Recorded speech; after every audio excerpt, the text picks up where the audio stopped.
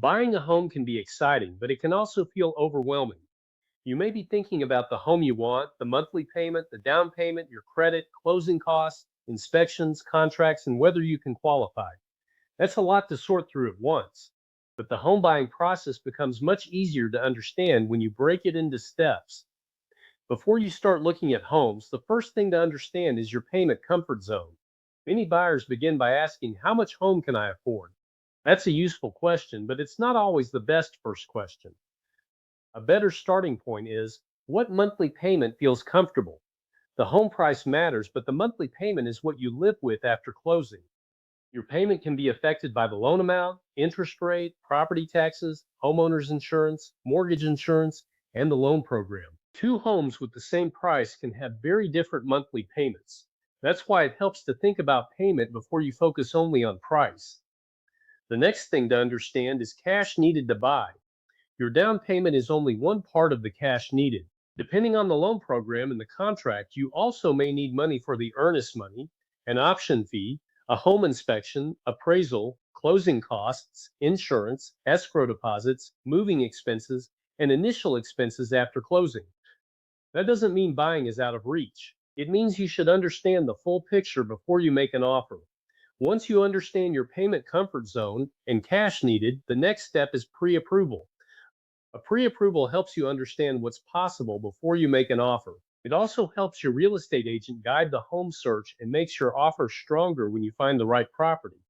To issue a meaningful pre-approval, the lender reviews information such as income, employment, assets, debts, credit, and the type of loan being considered. The lender also may ask for documents. The exact documents depend on your situation, but the purpose is simple. The lender wants to verify the information used to approve the loan. A pre-approval is important, but it's not the same as final loan approval.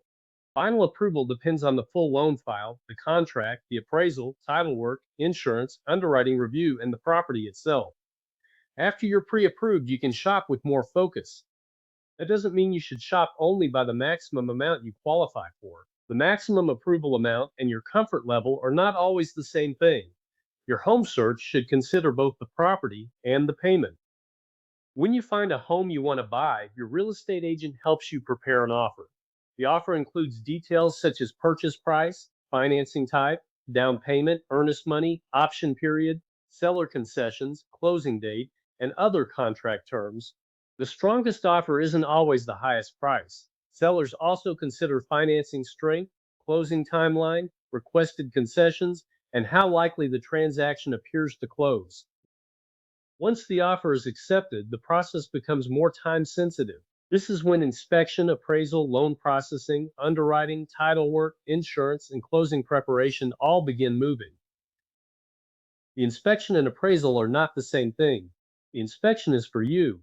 It helps you understand the condition of the home. It can identify repair issues, safety concerns, maintenance needs, or items you want to discuss with the seller. The appraisal is for the lender. It helps the lender determine the value of the property being used as security for the loan. A home can pass appraisal review and still have inspection issues. That's why both steps matter. While the property is being reviewed, your loan file moves through processing and underwriting. Processing is where the file is organized and documents are gathered. Underwriting is the formal review of the borrower, the loan program, the contract, and the property. The underwriter often issues conditions for approval. A condition is something that must be provided, clarified, corrected, or completed before final approval. Conditions are a normal part of the process. As closing gets closer, the final numbers become clearer. Those numbers include items such as down payment, closing costs, homeowners insurance, prepaid interest, escrow deposits, credits, and finally your funds needed to close. When the lender has completed the required review, the loan can be cleared to close, but the loan is not finished until it closes. Before closing, avoid opening new credit, changing jobs, taking on new debt, or making large unexplained deposits without first discussing it with your lender. At closing, you sign the final documents and provide any required funds to the closing agent, usually the title company. Once the closing agent receives both your funds and the lender's funds, you get the keys and it's time to celebrate your new home. The big picture is this. First, you get oriented. Then you understand your payment comfort zone. Then you get pre-approved. After that, you shop, make an offer, complete inspections, move through loan review, and prepare for closing. You don't need to know every detail before you begin.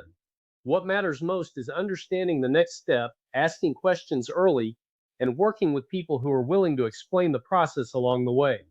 At Texas Lone Star Lending, we believe it should be okay to ask questions. That's why we are your loan educator.